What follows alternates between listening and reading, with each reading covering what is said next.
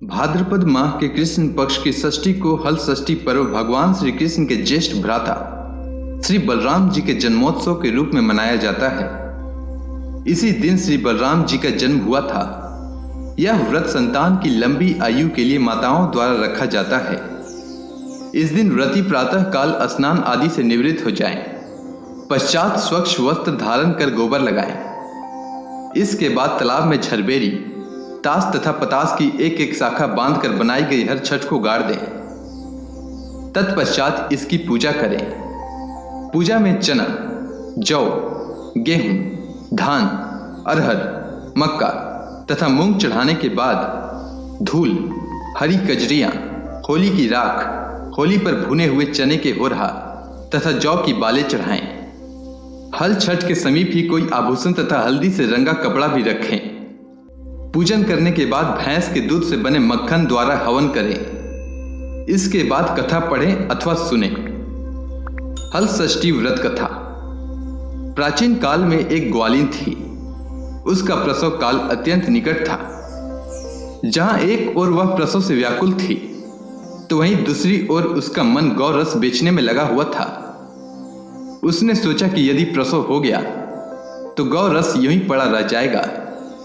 यह सोचकर उसने दूध दही के घड़े सिर पर रखे और बेचने के लिए चल दी। किंतु कुछ दूर पहुंचने के बाद उसे असहनीय प्रसव पीड़ा हुई। वह एक झरबेरी की ओट में चली गई और वहां एक बच्चे को जन्म दिया। वह बच्चे को वहीं छोड़कर पास के गांव में दूध दही बेचने चली गई। संयोग से उस दिन हल षष्ठी थी। गाय भैंस के मिश्रित दूध को केवल भैंस का दूध बताकर उसने सीधे साधे गांव वालों में बेच दिया। उधर जिस झरबेरी के नीचे उसने बच्चे को छोड़ा था, उसके समीप ही खेत में एक किसान हल जोत रहा था। अचानक उसके बैल भड़क उठे और हल का फल शरीर में घुसने से वह बालक मर गया। इस घटना से किसान बहुत दुखी हुआ। फिर भी उसने हिम्मत और धैर्य से काम लिया। उसने झरबेरी के कांटों से ही बच्चे के चिरे हुए पेट में टांके लगाए और उसे वहीं छोड़कर चला गया। कुछ देर बाद ग्वालिन दूध बेचकर वहां आ पहुंची। बच्चे की ऐसी दशा देखकर उसे समझते देर नहीं लगी कि यह सब उसके पाप की ही सजा है। वह सोचने लगी कि यदि मैंने झूठ बोलकर गाय का दूध न बेचा होता और गांव की स्त्रियों का धर्म भ्रष्ट न किया होता, तो मेरे बच्चे की यह दशा न होती। अतः मुझे लौटकर सब बातें गांव वालों को बताकर प्रायश्चित करना चाहिए। ऐसा निश्चय कर वह उस गांव में पहुंची जहां उसने दूध दही बेचा था। वह गली गली घूमकर अपनी करतूत और उसके फलस्वरूप मिले दंड का बखान करने लगी। तब स्त्रियों ने स्वधर्म रक्षार्थ और उस पर रहम खाकर उसे क्षमा कर दिया और आशीर्वाद दिया। बहुत सी स्त्रियों द्वारा आशीर्वाद लेकर जब वह पुनः झरबेरी के नीचे पहुंची, तो यह देखकर आश्चर्यचकित रह गई कि वहां उसका पुत्र जीवित अवस्था में पड़ा था।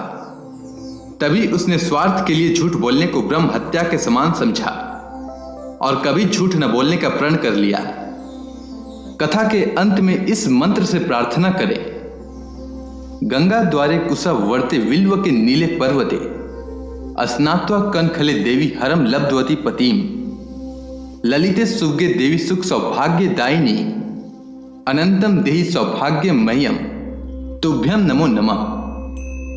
अर्थात हे देवी, आपने गंगा द्वार, कुशावर्त, विल्वक, नील पर्वत और कनखल तीर्थ में स्नान करके भगवान शंकर को पति के रूप में प्राप्त किया है। सुख और सौभाग्य देने वाली ललिता देवी, आपको बारंबार नमस्कार है। आप मुझे अचल सुहाग दीजिए। उम्मीद करता हूं हल षष्ठी व्रत से जुड़ी जानकारी और यह कथा आपको अच्छी लगी होगी। वीडियो के अंत तक बने रहने के लिए धन्यवाद।